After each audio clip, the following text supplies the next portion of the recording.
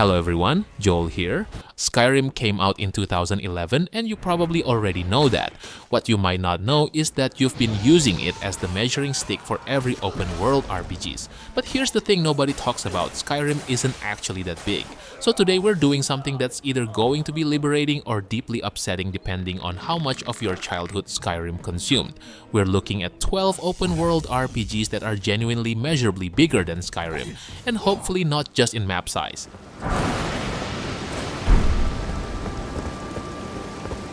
Before we continue the video, I want to inform you that right now, there are tons of crazy deals in instant gaming, especially if you love RPG games. Remember how expensive modern gaming lately? Well, not anymore, since you can get so many amazing titles with crazy discounts in instant gaming. Can you believe that just with $10 or even less than $5, you can enjoy one of the best gaming experiences in your life? Just look at these titles. It used to cost like $30 or even more than $40. And to make things even crazier, some games even drop so far to just $1. If you're a smart guy, you know what you have to do. All you have to do is just click my link in the description below, start searching for your favorite games and use the activation code on your chosen platform. By using my link, you're not only saving tons of money, but also helping me to support this channel. Alright then, let's get back into the list. Let's start with a game that has absolutely no business being as good as it is, especially considering it was born from one of gaming's messiest corporate collapses. Kingdoms of Amalur came from a studio that went bankrupt before the game even found its audience, which, again, is the most RPG plot twist imaginable. But underneath all that real-world drama is a world genuinely worth exploring. The continent of Amalur is enormous, split across distinct regions that each carry their own visual identity and lore, and the sheer volume of side content here rivals games with 3 times the reputation. What really sets it apart, though, is the combat. Most open-world RPGs treat fighting as a means to an end. Amalur makes it the whole point. Fluid, responsive, almost action game level satisfying in a genre where clunky is basically a tradition. The class system is flexible enough that you can rebuild your character mid-playthrough without penalty, which is either brilliant design or an admission that nobody knew what build they wanted. The fate versus free will storyline gives the whole thing unexpected philosophical weight too. You play as someone literally erased from destiny, which means the world's entire prophecy system breaks around you.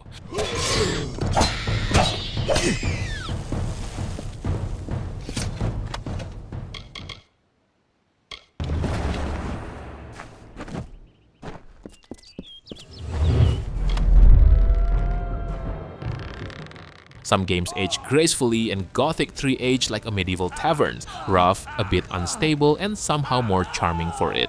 Released in 2006 with a launch so buggy it nearly ended Piranha Bytes as a studio, this game was a disaster at launch and a revelation afterward, once the community patched it into something resembling playable. What's left, once you get past the jank, is a genuinely impressive open world that was years ahead of what most studios were willing to attempt. 3 massive, visually distinct regions, the green human kingdoms of Mirtana, the arid southern deserts of Varan, and the icy northern wastes of Nordmar, each with their own culture, factions, and political situation. The faction system is the real star here. You can side with the human resistance, collaborate with the orc occupiers, or play all sides against each other. And the world actually responds to those choices in ways that feel meaningful. The atmosphere is grimy and serious in a way that makes Skyrim's fantasy feel polished and safe by comparison. Gothic 3 doesn't want to be comfortable. It wants to feel like a world with real consequences, real stakes, and real ugliness. And on its best days, it absolutely delivers that.